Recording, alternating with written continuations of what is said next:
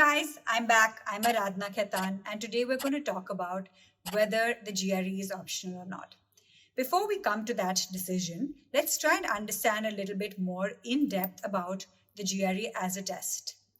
So, just to give you some stats, almost 93% of doctoral programs and 81% of master's programs use the GRE score.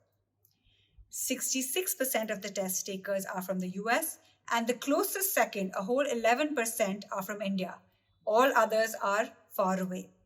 And within India, about half of those are students from science and engineering backgrounds. The numbers for non-STEM programs are also increasing for those who are taking the GRE, with 23% of students coming from life sciences and another 4% coming from humanities. So wide reach. And as far as institutions go, there's about 500 institutions in the US which accept the GRE, schools such as Yale and Harvard. In Canada, there are about 100, schools such as McGill, University of Montreal, the top ones. UK, LSE, UCL, all take the GRE. In fact, if you've not done your undergrad from a UK college, then the GRE is even more important for UK colleges when giving you admission into their master's program. And then even Germany, there's about 100 universities or colleges that accept the GRE. Some of them, such as LMU Munich, Heidelberg University, Humboldt University of Berlin, several. And even in India, there's about 100 schools which accept the GRE. MBA programs, PhD programs, so wide acceptance. So what is the objective of the GRE?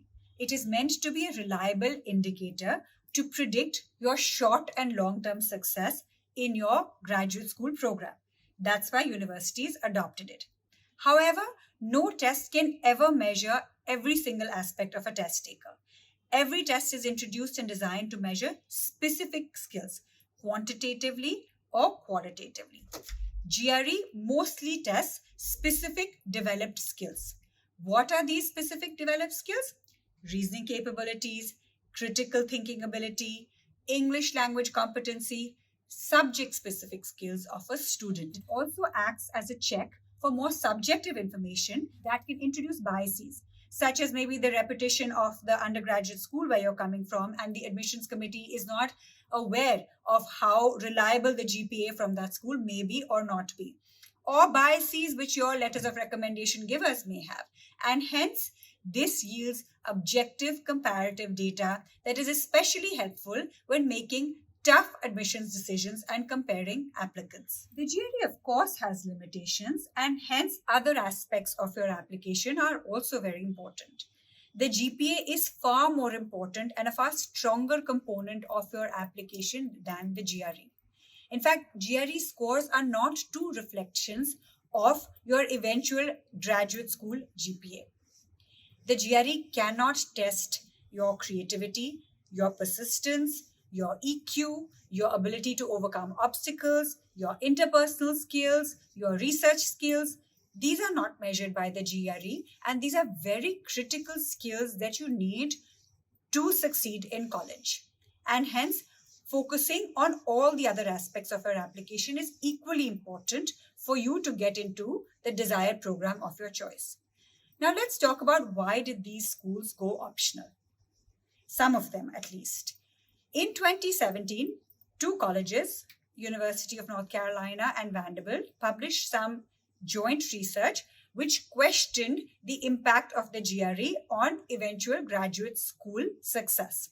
It was post this that some universities started going optional on this. Let's talk about the utility of the GRE really, and whether the GPA is more important or the GRE is more important. There is no universally accepted way to gauge the utility or value of the GRE scores. It is used to supplement the undergraduate records by admissions or fellowship committees. These scores generally provide common measures for comparing the skills of the applicants and aid in the evaluation of grades and recommendations. However, we will discuss about some concerns raised by various research outputs. Let's discuss these in a little more detail. The best thing about the GRE is that it is standardized. GPAs vary because curriculums across different programs and different colleges in different countries are non-standardized. Hence, it's difficult to evaluate what a GPA in one country in one school may mean vis-a-vis a GPA in another country in another school.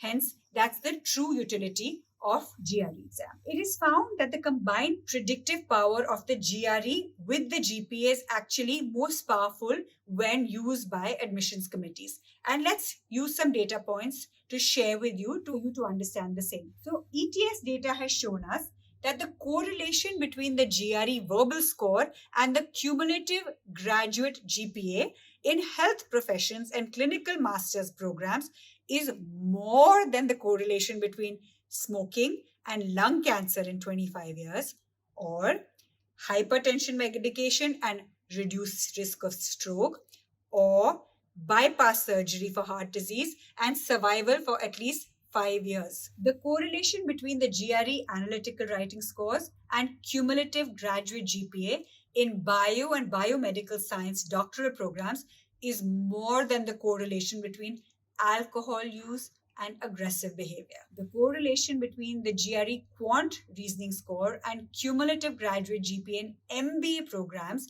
is more than the correlation between sleeping pills and short-term improvement in chronic insomnia or psychotherapy and subsequent well-being. So it's a bit complicated, but the GRE combined with your GPA has a far tighter correlation than all these examples that we showed you, which research has proven. If you're applying for any kind of scholarship, then the GRE is extremely important.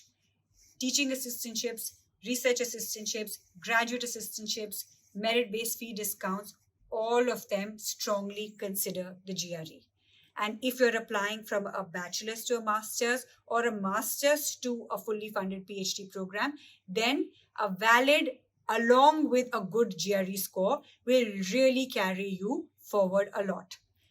In short, please take the GRE if any of your programs is even recommending it or preferring it, because it's really not test optional, it's test preferred, because others are submitting it and it helps your application stand out.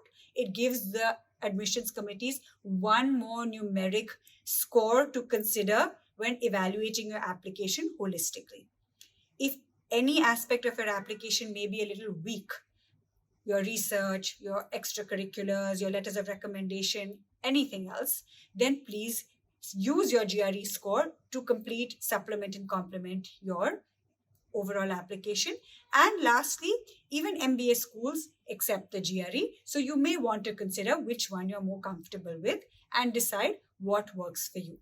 In the end, it will always work out whether you decide to take it or not. Do your research, make your decision, and then be at ease. Until next time, good luck.